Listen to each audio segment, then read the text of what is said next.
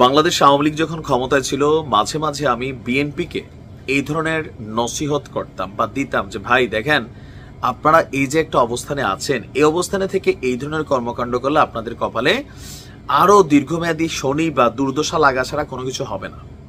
আজকে যেই সংগঠনটাকে সরকার নিষিদ্ধ করে দিছে, রাষ্ট্র কর্তৃক নিষিদ্ধ হয়েছে ছাত্রলীগ। আওয়ামী লীগের রাঘব বোয়ালরা পলাতক, শেখ হাসিনা পলাতক, মামলা হচ্ছে।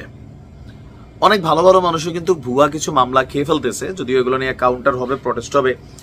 একটা অস্থির অবস্থান, সরকারের ডেভিল হান্ট অপারেশন চলছে, যৌথ বাহিনীর অনেক অভিযান চলছে, নামে বেনামে সবাইকে ধরার জন্য তালিকা করা হচ্ছে, তলে তলে অনেক কিছু ঘটছে। এটা আপনারা জানেন যারা একদম রুট লেভেলে আছেন। এই অবস্থার মধ্যেও ছাত্রলীগের কলিজাটা কয় হাত ভাই, আমার কাছে মনে হয় যে শুধরাবে না। এখন দেখেন ঘটনা কি, যে এই ঘটনা ঘটছে, এরকম ঘটনা ঘটতে থাকলে শেখ হাসিনা বাংলাদেশে আসবে, আওয়ামী লীগের যারা একটু স্বপ্ন দেখছেন, প্রিপারেশন নিচ্ছেন, ভাই সেই আশায় পানি, মনে হয় না আসবেন। কেন? এরকম হইলে রশিটা আরো শক্ত হয়ে যাবে। সিলেটে নিষিদ্ধ ছাত্রলীগের দুই গ্রুপের সামান্য কথা কাটাকাটির জেরে এক যুবককে এরা মাইরেই ফেলছে। ঘটনার প্রেক্ষাপট কি? যে মারা গেছে তার নাম হচ্ছে তুষার আহমেদ চৌধুরী।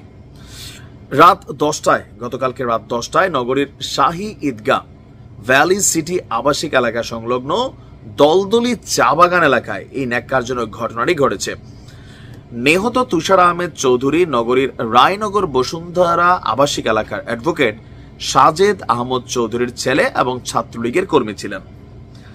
তিনি আত্মগোপনে থাকা সিলেট মহানগর আওয়ামী লীগের যুগ্ম সাধারণ সম্পাদক বিধান কুমার সাহার সক্রিয় সদস্য ছিলেন বলে জানা যায়। বিধান দাদার গ্রুপ সিলেটে খুবই বড় একটা গ্রুপ ছিল। জানা যায় হত্যাকাণ্ডের 2 ঘন্টার মাথায় জাবেদ আহমদ নামে এক যুবককে আটক করেছে পুলিশ। আর স্থানীয়দের বক্তব্য যে দলদলি চা বাগান এলাকায় ছাত্রলীগের 2টা গ্রুপ এখানে এসে আড্ডা ফাড্ডা দিত বা তারা এখানে এসে সময় কাটাত সামহাউ। আচ্ছা, এখানে সামান্য কথা কাটাকাটির জেরে তুষারকে ছুরিকাঘাত করে আপনার তার সাথে সতীর্থরা। এই সময় চা বাগানের শ্রমিকরা বাঁচাও বাঁচাও চিৎকার শুনে এসে রক্তাক্ত অবস্থায় তুষারকে উদ্ধার করে সিলেট ওসমানী মেডিকেল কলেজ হাসপাতালে নিয়ে যান। আর সেখানে নিয়ে গেলে ডাক্তার তাকে মৃত ঘোষণা করেন।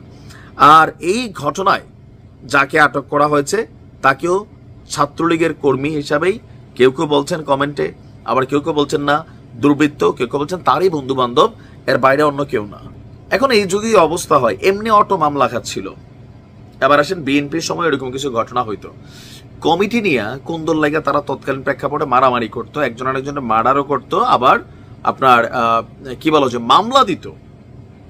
যখন বিএনপি শুনলেই মামলা হয়ে যেত তখন আবার বিএনপির মামলা দিত। এখন এই যে ছাত্রলীগের যে কোনো একজন নেতারে আরেকজন নেতা মাইরা ফেললো, মামলা কার বিরুদ্ধে হবে?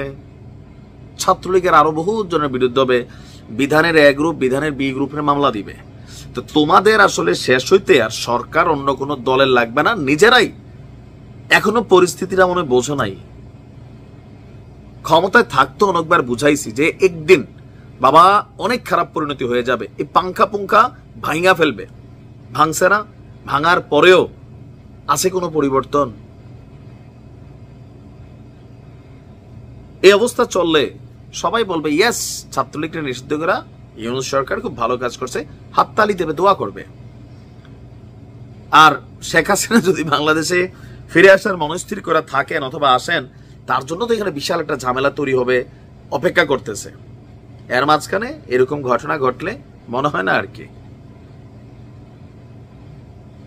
সাবধান হইতে হবে, সংযত হইতে হবে, মাথায় রাখতে হবে। হ্যাঁ, ভালো থাকুন।